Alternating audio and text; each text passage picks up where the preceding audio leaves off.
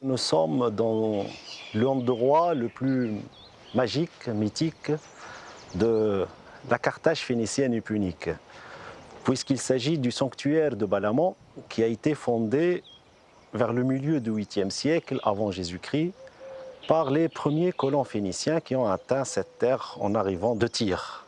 Ce sanctuaire est l'un des plus anciens sanctuaires de la Méditerranée occidentale. C'est un monument très important qui a donné une masse immense d'informations qui permet de relater l'histoire de Carthage et l'histoire de la religion et de la mentalité religieuse des Carthaginois. Et aussi de ce monument-là qu'on peut avoir des données sur les dieux de Carthage, notamment les deux grandes divinités. D'abord Balamon, à qui on a consacré ce monument, et à partir du 5e siècle, à Tanit. Ici, on parle d'un espace sacré où tout un rituel religieux a été exercé dès le début jusqu'à la fin de Carthage. Est-ce qu'il s'agit d'un sanctuaire où les enfants ont été immolés ou plutôt d'une nécropole pour enterrer les enfants morts en bas âge?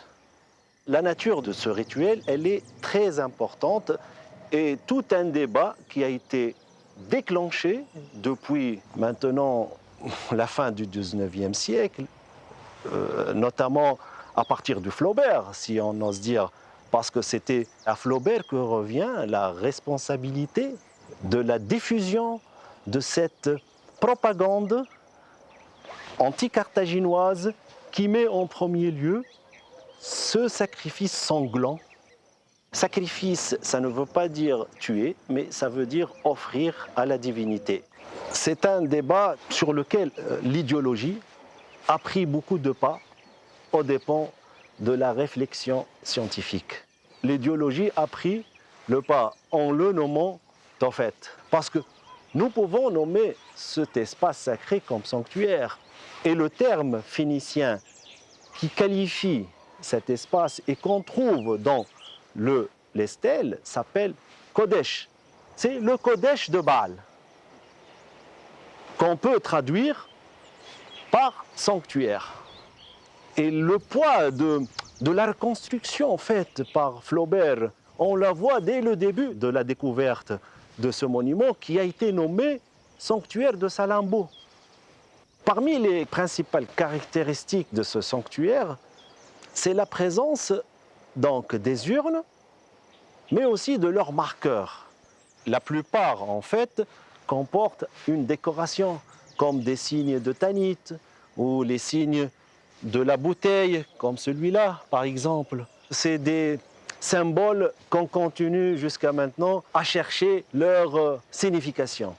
Les nouvelles fouilles, aujourd'hui, montrent le lien direct entre ces stèles et les urnes. Et ça, c'est une question très importante pour comprendre le geste rituel. Dans le sanctuaire, nous trouvons des inscriptions. Et les inscriptions parlent d'une manière directe sur le nom de la personne et sa filiation. Je suis telle personne, fils de telle personne, mon métier est cela, et je viens au Tophet pour donner cette offrande et que Dieu bénisse mon acte. Ce sanctuaire n'était pas uniquement ouvert pour les habitants de Carthage. Ils étaient ouverts aux gens qui venaient d'autres cités pour faire le commerce ici à Carthage. Ils se sont rendus au sanctuaire et ils ont effectué un sacrifice.